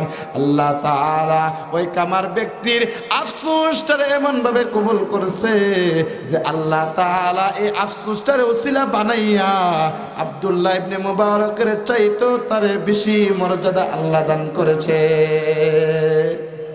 তাহলে বোঝা গেল এই ঘটনার দ্বারা যে জমিনটা, এই জমিনটাই হবে হাসরের ময়দান। এই জমিনটা কি হবে? হাসরের ময়দান। তো ওই হাসরের ময়দানে, হাসরের দিন যেদিন কায়েম হবে, আল্লাহ পাক রব্বুল আলামিন জাহান্নামকে হুকুম করবে, এ জাহান্নাম আসো। জাহান্নামকে হাসরের ময়দানে নিয়ে আসা হবে। আল্লাহ তাআলা বলেন, ওয়াজিয়া ইয়াউমাইযিন বিজাহান্নাম, জাহান্নামকে হাসরের ময়দানে নিয়ে আসা হবে। জাহান্নামের কতটুকু শক্তি, কতটুকু? জাহান্নামের চতুর্পাশে 30,000 মাথা আছে। কয় হাজার মাথা? আরো জোরে কোন, কয় হাজার মাথা? 30,000 মাথা আছে। প্রত্যেকটা মাথার মধ্যে এক একটা মুখ আছে। প্রত্যেকটা মুখ দিয়া জাহান্নামের আগুন বাইর হয়। কি বাইর হয়? আরো জোরে বলেন, কি বাইর হয়? আগুন বাইর হয়। ওই জাহান্নামের একটা নাক আছে, যে নাকের ভিতর দিয়া রশি লাগায়া 19 জন ফেরেশতা ওই রশিটারে ধরে লাগছে। কয়জন ফেরেশতা? 19 জন ফেরেশতা। 19 জন ফেরেশতার অধীনে, এক একজনের অধীনে 70,000 করে ফেরেশতা আছে, সুডু ফেরেশতা। সুডু ফেরেশতার ব্যাপারে আল্লাহর নবী হাদিসে বলেন যে সুডু ফেরেশতার কানের লতি থেকে কাদের মাঝখানে যে দূরত্বটা হবে, এই দূরত্বটা হবে 700 বছরের রাস্তার দূরত্ব। কন্যা সুবহানাল্লাহ। আরো জোরে কন্যা সুবহানাল্লাহ। 700 বছরের দূরত্বের রাস্তা হবে কান আর কাদের মাঝখানে। এটা হলো সুডু ফেরেশতার আলাম। ওই হাসরের ময়দানে জাহান্নামে 19 জন ফেরেশতা এমনি ধরে রাখছে। আল্লাহ অর্ডার করছে, জাহান্নাম আসো। জাহান্নাম তো যাইতেছে, 19 জন ফেরেশতা শক্ত করে ধরে রাখছে। জাহান্নামের সাথে এরাও কি করতেছে? যাইতেছে। মানুষগুলি হাসরের ময়দানে দাঁড়ানো আছে, জমিনটা তামা হয়ে গেছে, মাথার অর্ধ হাত উপরে সূর্য এসে গেছে। এই জাহান্নামের যে দিনটা, এই দিনটার পরিমাণ কত হবে? আল্লাহ বলেন, কানা মিকদারুহু 50 আলফা সানা। আল্লাহ বলেন, ও দুনিয়ার মুমিন, হাসরের ময়দানে যে দিনটা হবে, দিনটার পরিমাণ তুমি জানো নি? দুনিয়ার হিসাবের তুলনায় 50,000 বছরের সমান হবে হাসরের দিনটা। ওই দিন মানুষগুলি বিচারের জন্য হাসরের ময়দানে দাঁড়ানো আছে। নিচে তামা, উপরে সূর্য, মাথার অর্ধ হাত উপরে সূর্য। ওই দিক দিয়ে জাহান্নাম আসতেছে, মানুষগুলো দেখে একবারে পেরেশান হয়ে গেছে। আম্মা জান আয়েশা রাদিয়াল্লাহু তাআলা আনহা থেকে বর্ণিত, আল্লাহর নবী বলেন, হাসরের ময়দানে প্রত্যেকটা মানুষ যে দাঁড়াইবে, প্রত্যেকটা মানুষের কারো পরনে কোনো কাপড় থাকবে না। আল্লাহর নবী কে আম্মা জান আয়েশা বলে, ও নবীজি, ওই হাসরের ময়দানে যে আমি আয়েশা তো দাঁড়াবো, আপনার মেয়ে ফাতেমা তো দাঁড়াবে, তাদের শরীরেও কেউ কোনো কাপড় থাকবে না, সবাইকে উলঙ্গ থাকবে। আল্লাহ নবী বললেন, হে আয়েশা, হাসরের ময়দানে তোমার কাপড়, তোমার পরনেও কোনো কাপড় থাকবে না, ফাতেমার পরনেও কোনো কাপড় থাকবে না। আম্মা জান আয়েশা বলে, ও নবীজি, ওই দিন যে শরীরে পরনে কোনো কাপড় থাকবে না, আপনার কোনো লজ্জা হবে না, আমাদের কি কোনো লজ্জা হবে না? আল্লাহ নবী বললেন, হে আয়েশা, হাসরের দিনে এমন ভয়ঙ্কর পরিস্থিতিতে হবে যে কার পরনে কাপড় আছে, কার পরনে কাপড় নাই, এর কোনো খবরই থাকবে না। এমন ভয়ঙ্কর পরিস্থিতি হবে। জাহান্নাম ওই দিকে আসছে, চতুর্দিকে আগুন দাউ দাউ করে জ্বলতেছে। মানুষগুলি হিসাবের জন্য দাঁড়ানো আছে 2 লাইন হইয়া। এক লাইনে হলো যারা মুশরিক, বেঈমান, কাফের তারা, আরেক লাইনে হলো যারা জান্নাতি তারা দাঁড়ানো। আল্লাহ তাআলা হাসরের ময়দানে বলতেছে, লিমানিল মুলকুল ইয়াউম, আজকের দিনের রাজত্ব কার? আল্লাহ তাআলা হুঙ্কার দিতেছে, লিমানিল মুলকুল ইয়াউম, আজকের দিনের রাজত্ব কার? কেউ কোনো জবাব দেয় না। তো আল্লাহ নিজে জবাব দেয়, লিল্লাহিল ওয়াহিদিল কাহ্হার, আজকের দিনের রাজত্ব হলো প্রতাপশালী একক আল্লাহর। ভয়ঙ্কর পরিস্থিতি, নবী পর্যন্ত কোন নবী মুখ খুলে না, সবাই বলে ইয়া নাফসি ইয়া নাফসি ইয়া নাফসি। এমন পরিস্থিতি দেখে আল্লাহর নবী সিজদা পড়ে যাবে, আল্লাহ তাআলার প্রশংসা করবে, আনতা আহকামুল হাকিমিন, আনতা রব্বুস সামাওয়াতি ওয়াল আরদ, আনতা যুল জালালি ওয়াল ইকরাম, আনতা যুল জালালি ওয়াল ইকরাম, আনতা যুল কুওয়াতিল মাতিন, আনতা খালিকুস সামাওয়াতি ওয়াল আরদ, আনতাল কাহ্হারুল ওয়াহ্হাব। এমন ভাবে আল্লাহর প্রশংসা করতে থাকবে। আল্লাহ তাআলা বলবে, ইরফা রাসাক ইয়া মুহাম্মদ ওয়াশফা তুশাফা। নবীজি, আপনার প্রশংসা শুনে আমি আল্লাহর কুদরতে অত ঠান্ডা হয়ে গেছে। নবীজি, আপনি আপনার মাথা উঠান, আপনি যা সুপারিশ করেন আমি আল্লাহ আপনার সুপারিশ কবুল করব। জোরে বলেন সুবহানাল্লাহ। নবী বলবে, আল্লাহ, হাসরের ময়দানে যে ভয়ঙ্কর পরিস্থিতি, আপনি হিসাবটা শুরু করে দেন। কারণটা কি? একদিকে যেমন নমরুদ, ফেরাউন, খ্রিস্টান, কাফের, ইহুদি যারা আছে, তারা যেমন একদিকে দাঁড়ানো, আর একদিকে তো তোমার আমার সাহাবী আবু বকর, উমর, এমন বড় বড় যারা জান্নাতি, তারাও তো দাঁড়ানো। তো দুনো দলে তো কষ্ট করতেছে। আল্লাহ হিসাবটা শুরু করে দেন। আল্লাহ তাআলা বলবেন, না, আমি হিসাব শুরু করবো না। ওই হিসাব শুরু করবো না কেন? কারণ আমি এমন আমল নামার নমু উঠামু, যে আমল নামার মধ্যে দেখমু উঠানোর পরে যে সে কোনোদিন আল্লাহরই মানে নাই। নাউজুবিল্লাহ, জোরে কর না। যেমন এদেশের কিছু নাস্তিক আছে, তারা কোনো ধর্ম মানে না, আল্লাহরে মানে না, কোরআন হাদিস, জান্নাত জাহান্নাম কোনো কিছু মানে না। তো আমি যখন এই আমল নামা উঠাবো আল্লাহরই মানে না, তখন তো আমার রাগ আরো বাইরে যাবো। এই জন্য আমি হিসাব শুরু করবো না। আল্লাহ নবী ডেকে বলবেন, রব্বুল আলামিন, আল্লাহ, আপনি ওই কাফের বেঈমানদের আমল নামা উঠেন না। আল্লাহ নবী আবু বকরের আমল নামা, উমরের আমল নামা উঠানো নিবে, নিয়ে আল্লাহ রাব্বুল আলামিনের সামনে পেশ করবে। আল্লাহ তাআলা আবু বকর, উমরের আমল নামা দেখে আল্লাহ পাক রব্বুল আলামিন কুদরতি অন্তরটা ঠান্ডা হয়ে যাবে। আল্লাহ তাআলা হিসাব শুরু করে দিবে। এরে মুমিন মুসলমান, ও যুবক ভাইরা প্রশ্ন করতে চাই, 50,000 বছরের কিয়ামতের দিনের যে কঠিন শাস্তি তুমি আমি কি সহ্য করতে পারবো? আরো জোরে বলে, সহ্য করা যাবে? কিন্তু সহ্য যদি না করা যায়, ওই জাহান্নামের আগুন থেকে কিভাবে বাঁচা যায়, তার জন্য জিন্দেগির আমলটারে বানাও। আল্লাহ তাআলা বলেন, মান আমিলা সলিহাম মিন যাকারিন আও উনসা ফালানুহইয়ান্নাহু হায়াতান তাইয়্যিবা। আল্লাহ বলেন, দুনিয়ার জগতে কোনো বান্দা বান্দি যদি নেক আমল করে, আল্লাহ বলেন আমলে সালেহ যদি করে, আমি আল্লাহ রাব্বুল আলামিন ওই দিন তাকে জান্নাতি জিন্দেগি দান করব, হায়াতে তৈয়্যিবা দান করব। যে হায়াতে তৈয়্যিবার মধ্যে কোনো কষ্ট নাই, যে হায়াতে তৈয়্যিবার মধ্যে তার জন্য কোনো জুলুমের শিকার হবে না, এমন হায়াতে তৈয়্যিবা জান্নাতি সিস্টেম আমি আল্লাহ তার জন্য করে দিব। ওই হাসরের ময়দানে নেক আমল যদি করে, আমি আল্লাহ তাআলার প্রকৃত খাঁটি বান্দা হয়ে যদি কবরে আসে, আমি আল্লাহ তাআলা ওই হাসরের ময়দানে যে হাসরের ময়দানে মাথার অর্ধহাস উপরে সূর্য এসে যাবে, আল্লাহ বলেন ওই সময় আমি আল্লাহ তাআলা আরশে আজিমের ছায়া তার মাথার উপরে দান করব। জোরে বলেন সুবহানাল্লাহ। তাহলে নেক আমলের দরকার আছে না নাই? তো আমার আপনার যে অবস্থা, সুবহানাল্লাহ, আল্লাহু আকবার, আল্লাহ। ফরজ নামাজে আমি আপনি পড়ি না, হ্যাঁ, সকালবেলা উঠা কোরআন তেলাওয়াত করতে পারি না।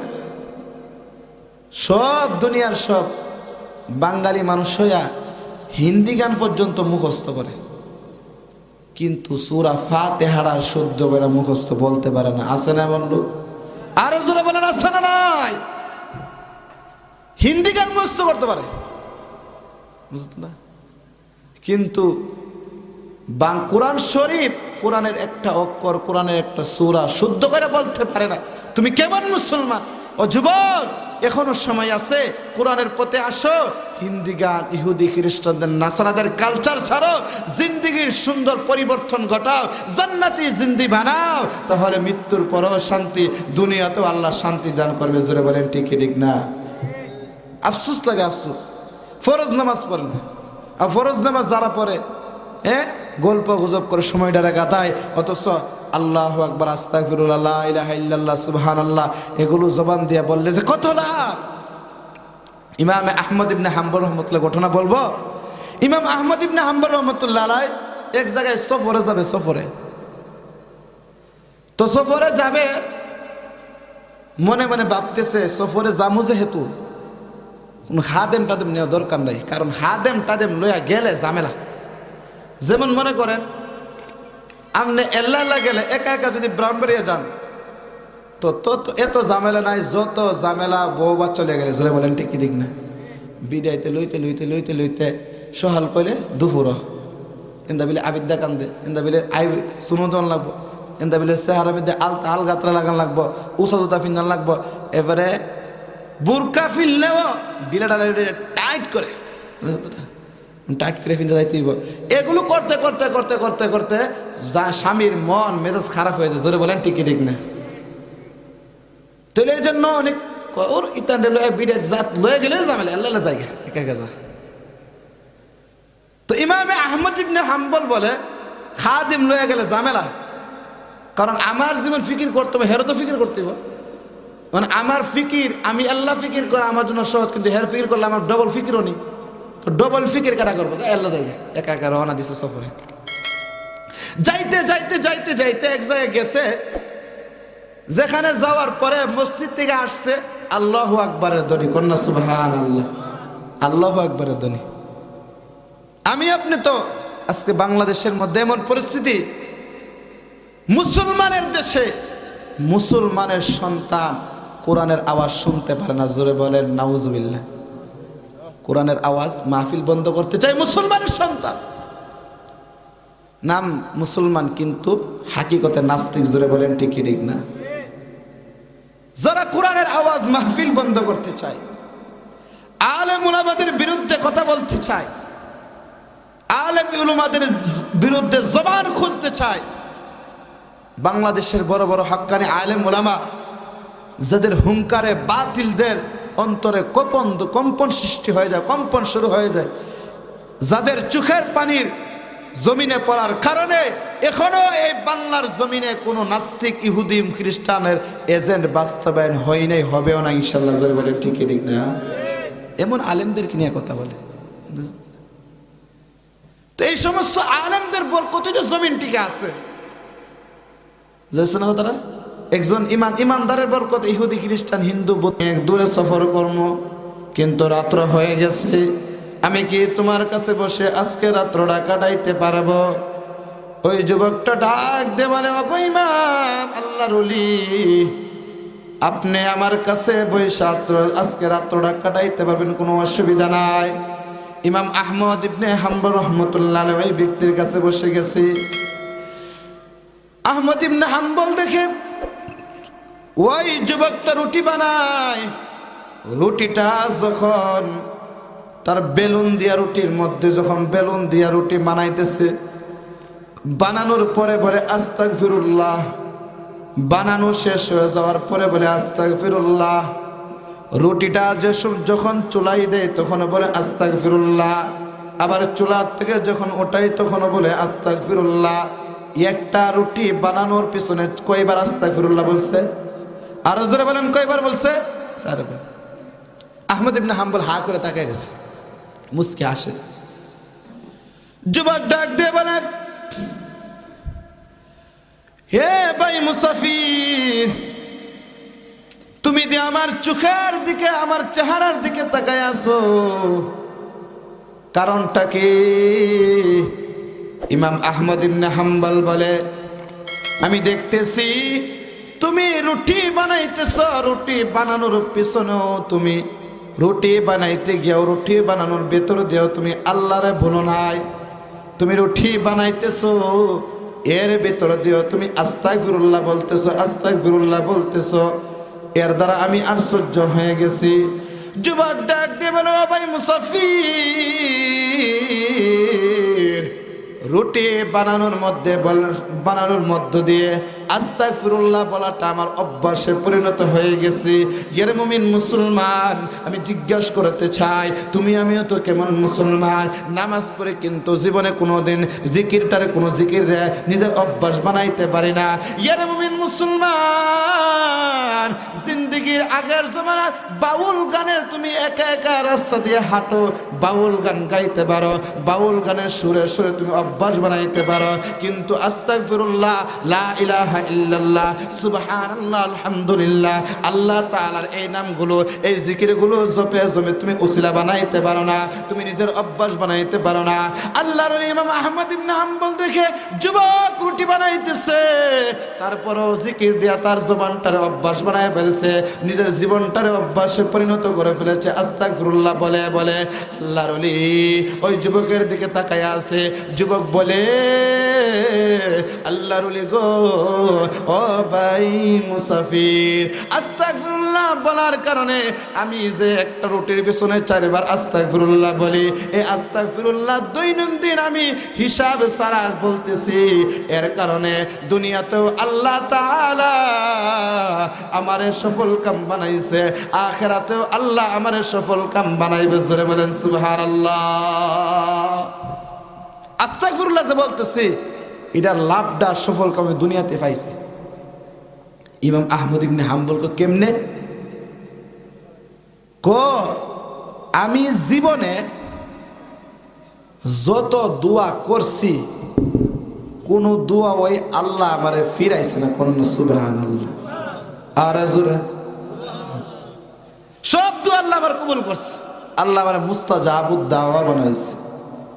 মুস্তাজাবুদ দাওয়া মানে যে দোয়া করে সব দোয়া কবুল। ইমাম আহমদ ইবনে হাম্বল তুমি বুঝলা কেমনে তোমার সব দোয়া যে কবুল হয়? তুমি বুঝলা কেমনে? বুঝছি, এই জিন্দেগিতে আমি যত দোয়া করছি সব দোয়া আল্লাহ আবার কবুল করছে। সুবহানাল্লাহ জোরে কর। আজকে দোয়ায় ফেরেশান, দোয়া কবুল হয় না, দূরে এন্দা দূরে এন্দা দূরে। হ্যাঁ, নিজের যে কসুর কমতি এটা তালাশ কইরা বিচারে পানা। বুঝাইছে না কথা? একজনে আইসা বলে, হুজুর জীবনে যে কি পাপ করছি এটার বিচারা তালাশ করে পাই না, কারণ একটার পর একটা মুসিবত আমার উপর থেকে জানা। কি জানা? মুসিবত জানা। জীবনটা যে কি পাপ করলাম এটার বিচারে পানা, কি পাপ বিলে করছে বিচারা পানা। তো একজন হুজুরে জিজ্ঞেস করতেছে, পাপ বিচারে পান না, কি পাপ করছেন? আপনি নামাজ পড়েননি? নামাজ তো আগামী শুক্রবারে পড়ছি। তো আরে আগামী শুক্রবার পড়ছেন মানে? আগামী শুক্রবারে পরে নামাজ আছে না নাই? সাপ্তাহিক নামাজ একদিন না পুরো সপ্তাহ? আরে নামাজ একদিন না প্রতিদিন? কয়েক তো আরো জোরে বলেন, কয়েক তো পড়েননি? পড়লে আলহামদুলিল্লাহ। যারা পড়েন না, আল্লাহ রাসূল বলেন, মান তারাকাস সালাতা মুতাআম্মিদান ফাকাদ কাফার। নবী বলেন, যে ব্যক্তি ইচ্ছা করে নামাজ ছেড়ে দিল সে যেন কাফেরের মতো আমল করলো, সে যেন কাফের হয়ে গেল। অন্য হাদিসে আল্লাহ রাসূল বলেন, মান ফাতাতু সালাতুন ফাবুতিরা আহলুহু ওয়া মালুহু। যার এক ওয়াক্ত নামাজ জিন্দেগিতে ছুটে গেল, তার জন্য মাল সম্পদ সবকিছু ধ্বংস হয়ে গেল। তো নামাজ পড়েন না? শুক্রবারে তো পড়ছি। তো শুক্রবারের পর শনিবার রবিবার এই নামাজ কই? হুজুর যে ব্যবসা করি, যে কাজ করি, নামাজ পড়ার টাইম পাই না। আমি বলি, নামাজ যে আপনার সারের, এটাই তো আপনার বড় পাপ। এর চেয়ে বড় পাপ আর আছে? পাপ বিলে কি পাই না, বিচারা পাই না। আমার আপনার হালত এমন। ওরে যুবক ভাই, তুমি আমি তো ক্রিকেট খেলতে পারি, টুর্নামেন্ট ক্রিকেট, ওডিআই ম্যাচ, সব ম্যাচ, টেস্ট ম্যাচ সব দেখতে পারি, কিন্তু মসজিদে গিয়া 5 ওয়াক্ত নামাজ পড়ার সময় পাই না। ফেসবুকে চ্যাটিং করতে পারি, রাত 2টার মধ্যে দেখলেও দেখা যায় ফেসবুকে অ্যাক্টিভ আছে। রাত 2টার মধ্যে তো 2টা বাজে তুমি ফেসবুকে অ্যাক্টিভ থাকতে পারো, আর রাত 2টা বাজে ওইটা তুমি তাহাজ্জুদ নামাজ পড়তে পারো। কপাল পুরা কপাল। বুঝাইছ না? তো ইমাম আহমদ ইবনে হাম্বল বলে, তুমি যেই দোয়া করে সেই দোয়াই কবুল, আল্লাহ তোমার দোয়া কবুল করে। তো তুমি তো মুস্তাজাবুদ দাওয়া হয়ে গেছো, আলহামদুলিল্লাহ। তাহলে যুবকটা বলে কি, হযরত রাখেন, একটা দোয়া আছে যেই দোয়াটা আমি করছি কিন্তু এখনো কবুল হইছে না, কবুল হওয়ার অপেক্ষায় আছি। কন্যা সুবহানাল্লাহ। কোন দোয়া?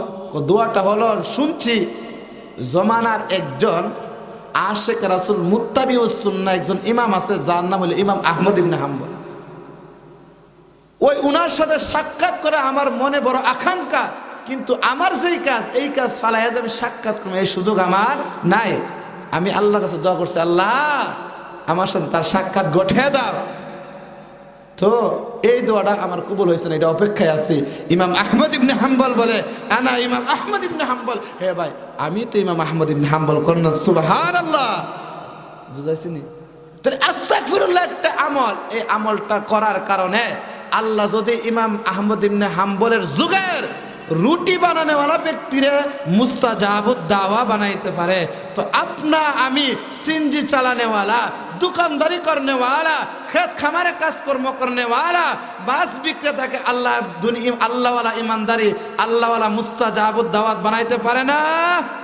तो आजके থেকে আমরা একটা প্রতিজ্ঞা করি, ফরজ নামাজ পড়ব, দৈনন্দিন সকালবেলা কোরআন তেলাওয়াত করব, আস্তাগফিরুল্লাহ, লা ইলাহা ইল্লাল্লাহ, দুরূদ শরীফ, এগুলো আমরা বেশি বেশি পড়ব। রাজি আছি তো ইনশাআল্লাহ? আল্লাহ পাক রব্বুল আলামিন আমাদেরকে, আমাদের আমলকে, জিন্দেগিকে নেক আমল দিয়ে আল্লাহ তাআলা জান্নাতি জিন্দেগি হিসেবে সাজাইবা তৌফিক দান করুন। সকলে বলেন আমিন। ওয়া আখিরু দাওয়ানা আলহামদুলিল্লাহি রাব্বিল আলামিন। হুজুরের পরবর্তী ওয়াজ আসিতেছে আমাদের ইউটিউব চ্যানেলে, তাই সাবস্ক্রাইব করে সাথেই থাকুন।